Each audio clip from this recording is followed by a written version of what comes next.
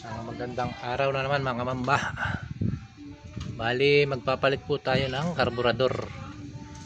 Dahil lang issue po nito, sobrang lakas sa gasolina. Bukod pa doon ay umi-stack na po itong kanyang, tanggalin po natin ito, umi-stack na po itong kanyang bottle. Yan ito.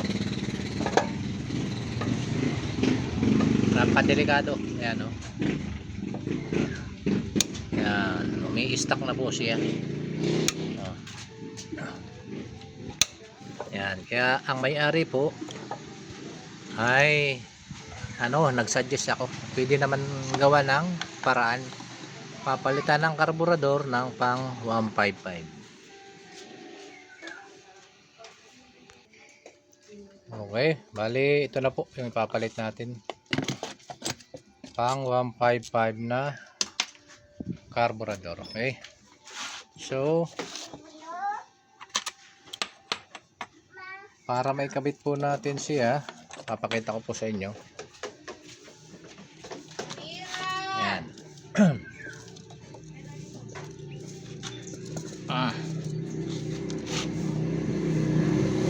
Kailangan po natin ang manifold. Yan. Manifold ang kailangan natin. Dahil yung manifold po niya ay goma. Ito nga po pala ay Kiwi. Tanong ito. Euro. Yan, Euro. Yan. So, ito po ang gagamitin natin na manifold. Manifold po ito ng 155, 125 Rossi. Yan. Pwede po yan. Haalisin lang po natin ito. Itong paikot na ito. Para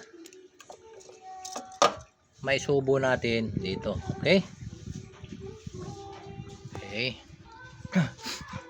Gagrinder rin po natin ito ng paikot. At ito naman po ay kasyang-kasya dito. Ayan. Okay, ganito po ang magiging itsura niyan kapag pinutol na natin yan. Ayan. Okay.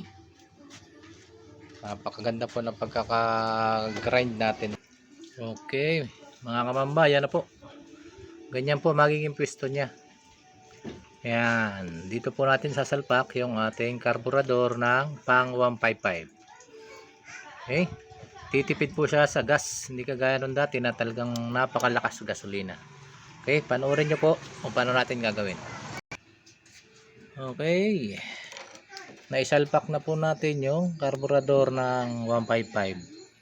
Yan. Pit na pit po siya dito. Higpitan lang po natin itong clamp.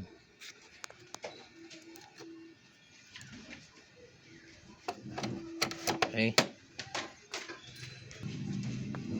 Ganon din po itong clamp sa air cleaner. Hihigpitan din po natin ito. Okay. Nahigpitan na po natin ito. Manifold ng gasolina. Yan. Ganyan lang po kasimple ang pag-modified o pagpapalit ng karburador ng ito po ay medium type na Euro. Okay. Kabit na po natin ito. Saan yan?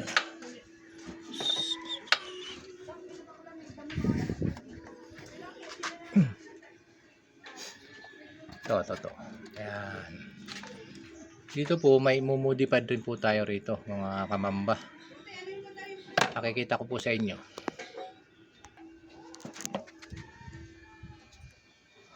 Ayan.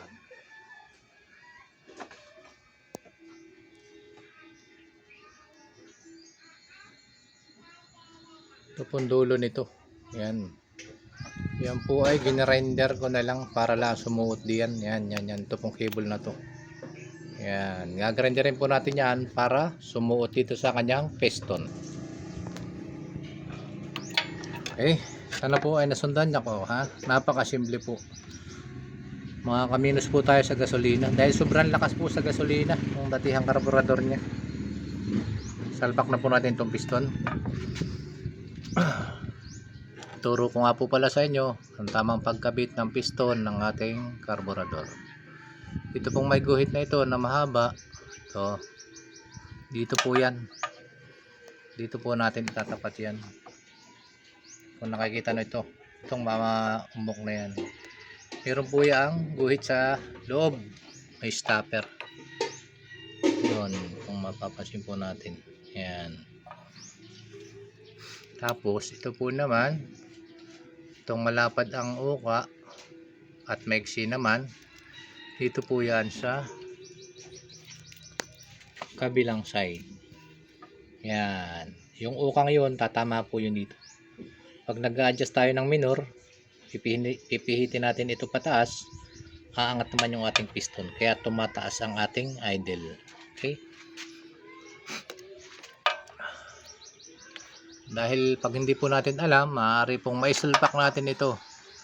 Pero pag hindi tama sa kanyang timing, ay wild ang andar. Mataas ang kanyang andar. Ayan, salpak na po natin at ating nang papaandarin. Okay.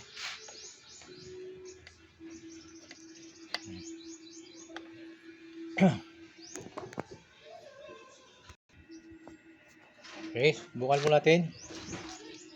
Bukayin po natin yung kanyang susi.